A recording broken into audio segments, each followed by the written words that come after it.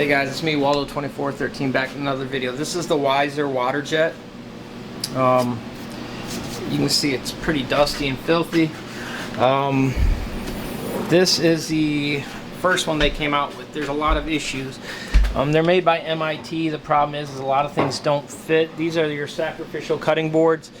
We bought the extra tray with it. It does not fit underneath there. I had to pry it sideways. The boards get cut up literally within one cut, and their software doesn't line up. They're inside to outside. There's a lot. It's very glitchy, and you have to use their software.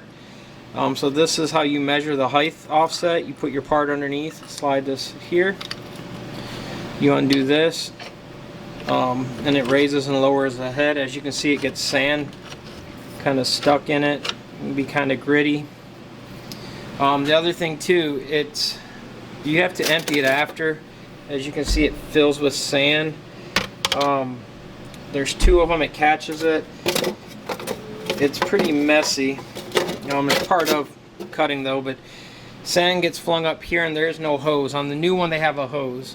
The other thing too is the window fogs up almost instantly, even though it's just cold water. The other thing is your sand goes down in here. But if there's any glitches, it pours out. That's one of the other issues. The other thing is, I'll turn it on.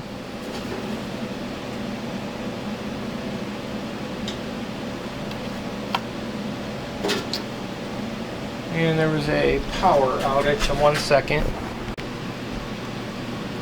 Alright, it's still not booting up, so I'm going to have to just do a power off reset in a little bit later. But some more issues that I had with this is the new one cuts a lot quicker.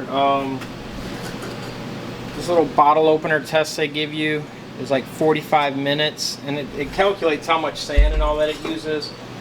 Some of these other pieces I was making, like this is almost the max thickness you can cut on this one, so you can't cut too thick, where the newer one you can cut a little bit thicker.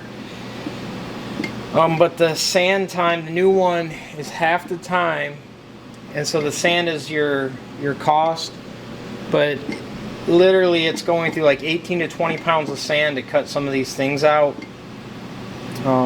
which is more than that hopper can hold. So you have to fill it up midway through, so like you've got to sit and almost babysit it. The other thing too, it keeps like little things like now where the switch glitches out. The micro SD, this is how you, or the normal SD, this is how you store the files. It's not totally bad, but it could be better. There's a lot I just don't care about it. You attach things to the bed with the screws, which is fine, something to hold it down. And then you can reposition the home,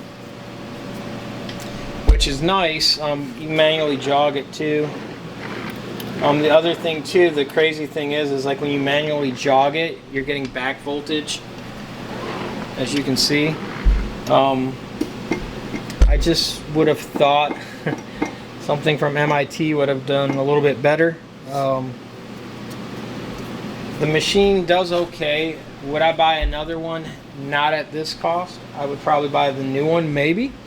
But it's not really sold on the new one either. I want to try one and test it. I bought the extra features, the stand and all that, and the extra skid. There's some more of the other boards because they don't fit underneath there like they should. So it's a big issue.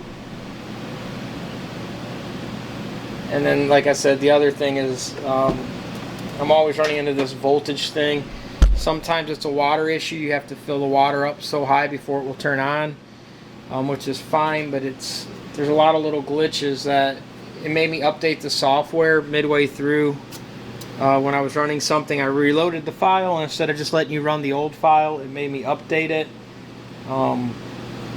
which isn't bad, but like you should be able to stay running the old software if you want. You shouldn't have to update all the time. And the update too, it doesn't go through here. You have to pull this cover off the side, and there's another micro SD inside of there that you have to put in. The pump is underneath there at the bottom, and I ran into some issues with the pump and the sensors. You have to run water to it. I've got water pumped in, pumped to the sink, All in all, it's okay depending what you need to do. The speed is not quick. Most stuff that I use, the only advantage is like if you're cutting something hardened, it isn't affected by it. It just takes a long time with the speed of the cutting. You can cut glass. I've cut some glass. Glass is kind of cool. You can do some stuff with glass. That's kind of one of the things I got it for, to work on or do some testing on. Again, this is the WAZER waterjet. I wish I could show you more on the screen, but right now it went into a little issue where it's wanting to not start up. It happens occasionally, so I'll mess around with it and get it going. I'll try to make another video for you guys. Make sure to hit that subscribe button. That's where you don't miss any more Michi and Bobby videos.